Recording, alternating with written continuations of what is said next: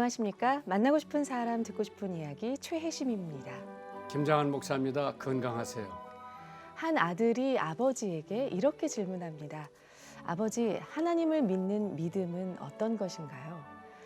아버지는 이렇게 대답합니다. 육안을 넘어 보이지 않는 세계를 보는 것이란다. 그러면서 고린도전서 2장 14절 말씀을 읽어주었다고 합니다. 육에 속한 사람은 하나님의 성령의 일들을 받지 아니하나니 이는 그것들이 그에게는 어리석게 보이며 또 그는 그것들을 알 수도 없나니 그러한 일은 영적으로 분별되기 때문이라. 영적으로 분별하는 삶을 살아갈 때 보이는 세상 너머에 새로운 세상을 갈망하는 우리가 될 것입니다. 목사님, 어떻게 하면 보이지 않는 세계를 볼 수 있는 믿음의 눈이 생길 수 있을까요? 굉장히 그게 어려운 질문인데요. 네. 우리가 세상에 살다 보니까 눈에 보이는 것이 아름다울 때도 있고 좋을 때도 있고 영적 세계를 못 보니까 네. 그거보다는 세상에 사는 재미 때문에 좋은 거, 아름다운 거 뭐 이런 것만 계속 생각하다가 영적인 세계, 영의 안이 떠져가지고 먼 영적인 네. 세계를 바라볼 때에 이 세상에 암만 아름다운 광경이 있다 하더라도 천국을 연상해 볼 때 천국에 비교할 수가 없죠. 네. 또 나는 양로원에 종종 가보면은 내가 젊었을 때 가보면 나도 나이 먹으면 저렇게 되겠지. 이제 그런 걸 바라볼 때에 하나님께서 새로운 교육을 시켜주시는 것 같죠. 네. 우리의 육신은 후패하더라도 영적이 새로 살게 되면은 그 영의 세계를 바라보면서 희망과 소망을 가지고 살 수 있죠. 그렇기 때문에 이 세상을 사랑하거나 너무 여기 집착돼서 영의 세계를 바라보지 못하면은 우리는 그냥 겉사는 거죠. 예. 그래서 여기 세속적인 것도 생각하면서 우리는 항상 영안으로서 영적인 세계를 바라보면서 희망을 가지고 살 때에 훨씬 행복하고 기쁘게 살 수 있을 것 같아요. 아멘. 만나고 싶은 사람 듣고 싶은 이야기 오늘의 초대 손님은 더불어민주당 경기 수원시무 김진표 의원님입니다. 반갑습니다. 어서 오십시오. 저희 방송 또 함께하고 계신 청취자 여러분께 인사 말씀 부탁드립니다. 네, 극동방송 애청자의 한 사람으로 제가 자동차만 타면 늘 극동방송을 틀어놓고 찬양을 듣고 하는데요. 오늘 이렇게 방송에 제가 직접 출연하는 건 아마 처음인 것 같은데 목사님하고 또 최 아나운서하고 함께 그 신앙생활에 관한 이야기 함께 나눌 수 있어서 참 감사하게 생각합니다. 방송에서 이제 듣는 청취자들이 제 양반이 경제부 차관도 하시고 네. 부총리, 경제부총리도 하시고 문교부 부총리도 하시고 또 정치적으로 봐도 굉장히 중도를 가시는 것 같고 그다음에 이제 교회 장로님이라고 하는 것은 아마 오늘 처음으로 많은 정치인들이 그것도 보통 장로가 아니라 기독교를 대변할 수 있는 정치인 장로님인데 그렇게 걸어오시면서 또 국회의원을 벌써 한 4번 하시고 어려서 자라나면서 내가 앞으로 이런 것을 할 거다 상상과 생각을 해보셨어요? 저는 이제 어렸을 때는 뭐 다양한 꿈을 되게 갖고 자라는데 고등학교 때 우리하고 비슷한 처지에 있었던 독일이 똑같이 동서독으로 분단되어 있고 우리도 남북한으로 나뉘어져 있는데 독일은 전쟁을 일으켰던 나라인데도 경제적으로 세계에서 거의 1등, 2등하게 잘 사는데 우리는 왜 이렇게 어려운가. 그래서 독일 경제를 부흥시킨 그 아데나워 총리 그런 역할을 우리 경제를 살리는데 중요한 역할을 하는 그런 좀 정치 내지 그런 일을 하고 싶다 하는 막연한 꿈을 가지고 있었습니다. 그래서 경제학에 관한 공부를 제가 서울법대에 다니면서도 그런 모임을 만들어서 열심히 했고. 그럼 그때 시절부터 정치 예, 저 꿈을 좀 정치를 갖고 계셨나요? 구체적으로 그런 꿈을 꾸지는 않았지만 관료로 그때는 예. 정부 관료들이 경제 성장과 발전을 주도했거든요. 그러니까 그런 관료로서 아데나워 총리와 같은 역할을 하고 싶다 그랬는데 어떻게 하다 보니까 경제총괄하는 재무부, 경제기획원 또 뒤에 합친 다음에는 지금의 기재부 여기에 이제 한 30년 근무하고 이제 거기서 경제부총리까지 하게 된 거죠. 만나고 싶은 사람, 듣고 싶은 이야기 함께하고 계십니다. 오늘은 김진표 의원님과 이 시간 함께하고 있는데요. 의원님, 오케스트라의 지휘자와 같은 리더십을 가졌다라는 평을 받을 정도로 이제 국정 경험이 앞서서도 소개를 했는데 많으신데 그 다양한 경험들이 아무래도 강점들이 많이 되죠. 어떠신가요? 예, 네. 아무래도 이제 제가 이제 경제부총리 전에 김대중 정부에서 재경부 차관을 하고 있을 때 제가 김대중 대통령께서 임기 마지막 해에 청와대 정책기획수석으로 와서 좀 도와달라고 요청이 있으셨어요. 근데 제가 그 청와대를 저를 부르신 것은 그해 5.65에 그 월드컵이 우리나라에서 열렸습니다. 그걸 총지휘, 행정 경험이 제가 다양하게 많으니까 그걸 총지휘하는 역할을 맡아달라 그래서 제가 나름대로 열심히 했습니다만 제가 잘해서가 아니라 하나님이 대한민국을 사랑하셨고 월드컵이 대성공을 거두지 않았습니까? 그렇죠. 그럼 뭐 아무도 상상 못한 대성공을 거두니까 끝나니까 대통령님 지지율이 제가 들어갈 땐 10%대였는데 금방 60%대까지 올라가시더라고요. 그래갖고 이제 제가 7월 달에는 국무조정실장을 가서 그 뒤에 있을 대통령 선거와 정권 인수인계 책임을 맡았고 뜻밖에도 또 노무현 대통령이 여러 가지 우여곡절을 겪으면서 당선이 되셔가지고 노무현 정부로 이어져서 인수위 부위원장을 거치었기 때문에 그게 이제 경제부총리 또 교육부총리까지 이어지고 국회로 이어지는 길이 됐어요. 그래서 제가 그때 느끼고 기도하는 가운데 하나님으로부터 삶의 자세를 배운 것 중에 하나가 높은 자리로 올라갈수록 겸손해야 하고 그러면서 중요한 것은 눈앞의 이익에 따라서 판단하면 안 된다. 사람은 한 치 앞도 못 내다 보니까 기도하는 가운데 높은 자리로 갈수록 항상 매일매일 선택이 중요하거든요. 중요한 선택의 고비 때는 이 일이 하나님 뜻에 부합하는 일인가, 옳은 일인가, 그른 일인가 이 기준에 따라서 판단하려고 노력을 해야지 당장 눈앞에 보이는 이해관계에 따라서 선택하면 반드시 여건이 조금만 바뀌어도 정반대가 되니까요. 그러니까 아무도 제가 재경부 차관을 계속 하고다가 장관이 되지 어떻게 떠나가는 대통령 수석으로 들어가냐고 모두 말렸지만 하나님의 뜻은 다를 수 있고 그래서 한 치 앞도 못 내다보는 사람의 이 능력으로 눈앞의 이해관계에 따라서 자꾸 왔다 갔다 바꾸고 이런 선택을 하면 안 된다. 늘 하나님의 뜻이 무엇인지 그렇게 살려고 노력을 하고 있습니다. 언제부터 믿음을 갖게 되셨어요? 저는 이제 다 하나님의 이렇게 감사할 일인데 이북에서 유교사변 1.4때 때 이제 아버님하고 같이 피난을 나와서 그때는 잠시 있다가 곧 전쟁이 끝날 거다라는 생각으로 저희는 황해도 연백이 원적지니까요.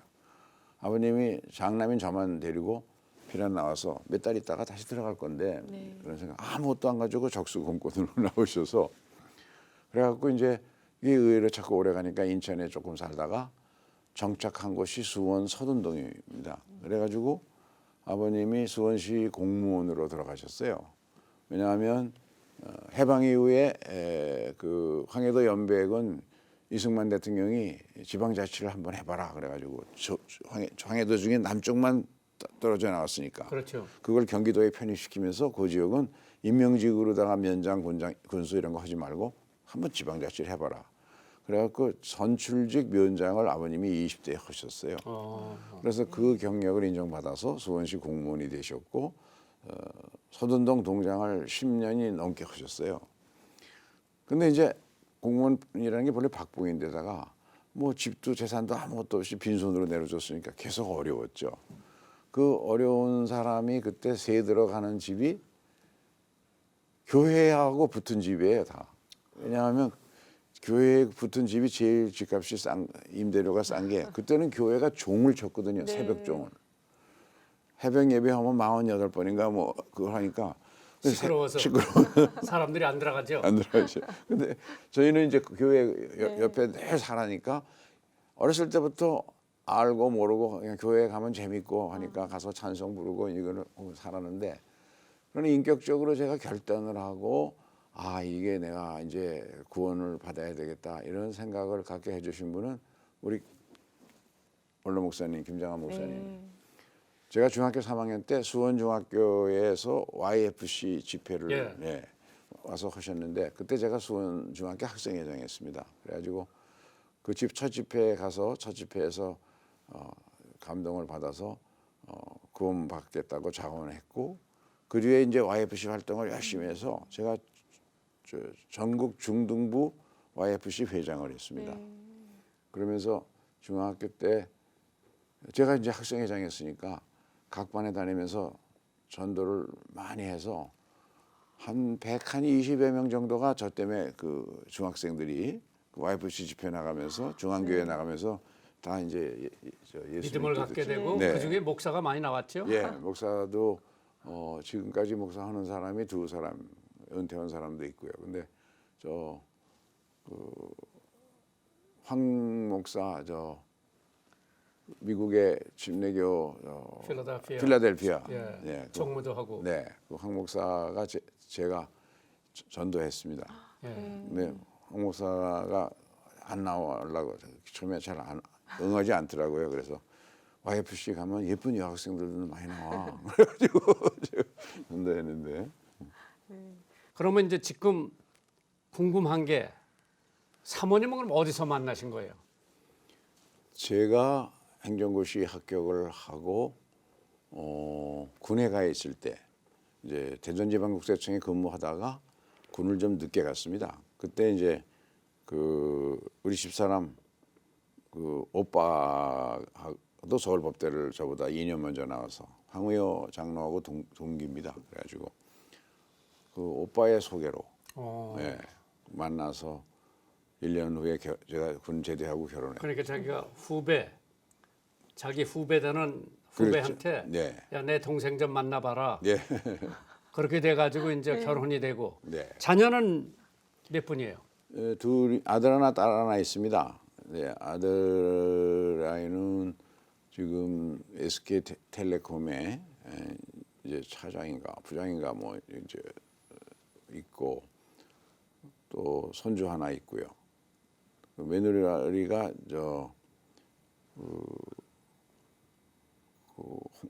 홍샹뱅크인가요? 거기 전물이 있고 맞벌이를 하기 때문에 애를 하나 더 낳았으면 좋겠는데 제가 나 집사람이 봐줄 능력이 없어서 그 얘기를 못 하는데 지금 이제 손주가 5살 배기 손주가 하나 있습니다. 그리고 딸 아이는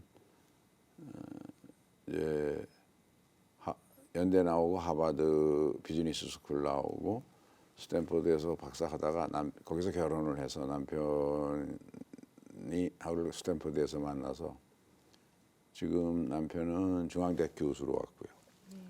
저희 딸애는 이제 서울대학에 옮겨서 서울대학에서 박사과정 마지막 하고 있습니다. 아이고, 농사 잘 지셨네. 네. 딸아이가 외손주가 결혼을 더 먼저 해서 외손주가 둘인데 이제 9살, 7살입니다. 초등학교 3학년, 1학년.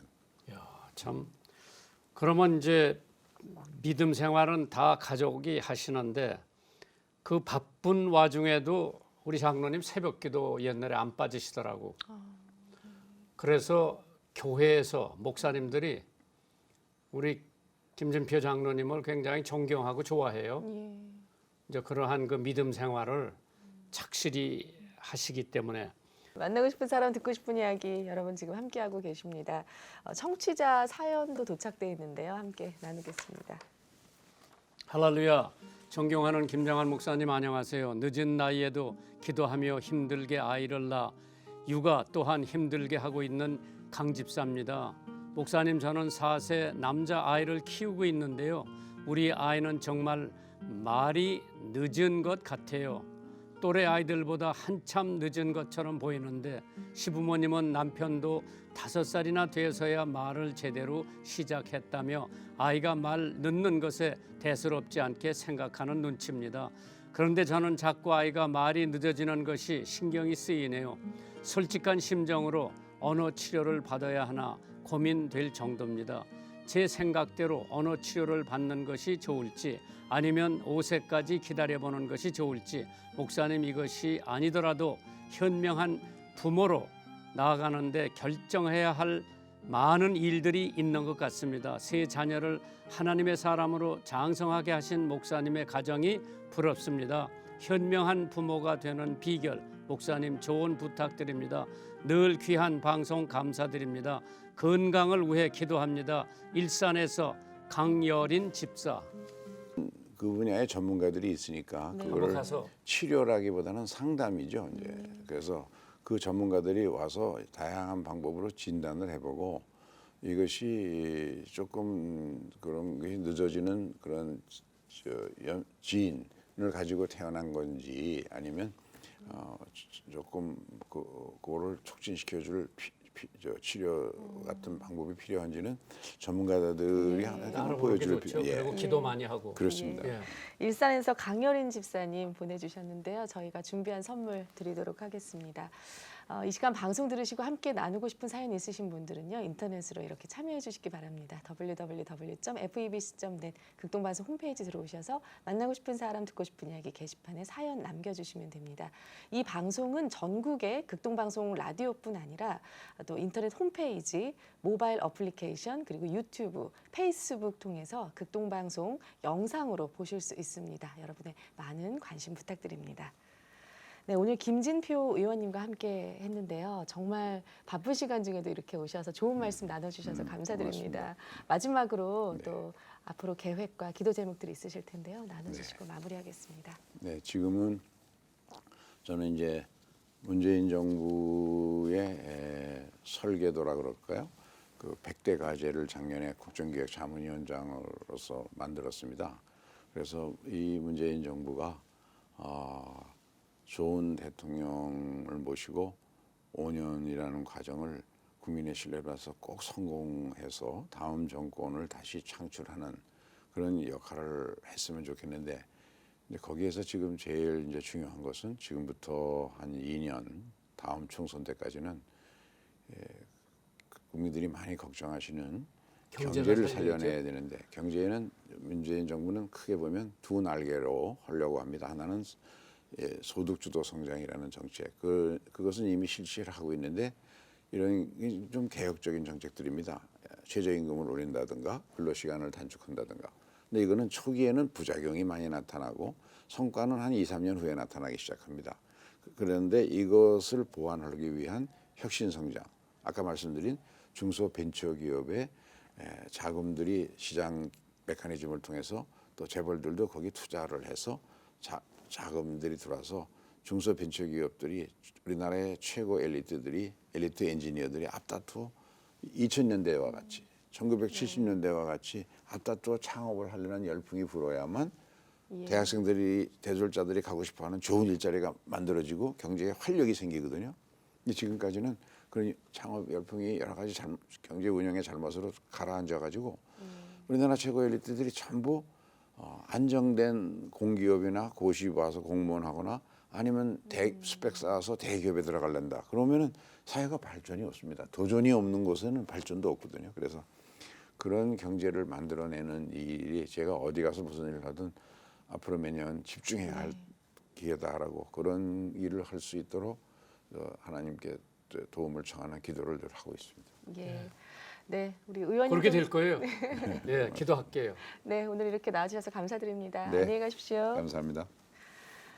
네, 한 주간도 주님 안에서 평안하시길 바랍니다. 만나고 싶은 사람, 듣고 싶은 이야기 저희도 다음 주 이 시간에 다시 찾아뵙겠습니다. 감사합니다.